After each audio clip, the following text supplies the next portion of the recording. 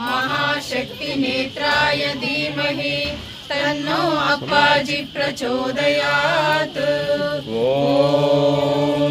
सुवर्णवृष्टिं कुरु मे गृहे श्रीः सुधान्यवृद्धिं कुरु मे गृहे श्रीः कल्याणवृद्धिं कुरु मे गृहे श्रीः विभूतिवृद्धिं कुरु मे गृहे श्रीः सुवर्णवृष्टिं कुरु मे गृहे श्रीः सुधान्यवृद्धिं कुरु मे गृहे श्रीः कल्याणवृद्धिं कुरु मे गृहे श्रीः विभूतिवृद्धिं कुरु मे गृहे श्रीः।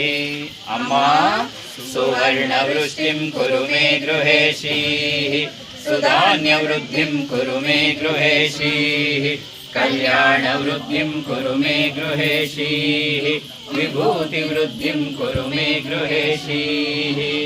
लोका समस्ता सुखिनो भवन्तु लोका समस्ता सुखिनो भवन्तु लोका समस्ता सुखिनो भवन्तु समस्त सन्मङ्गलानि भवन्तु।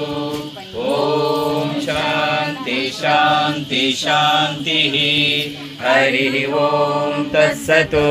सर्वं श्री जगदम्बार्पणमस्तु सर्वं श्री गुरुचरणार्पणमस्तु।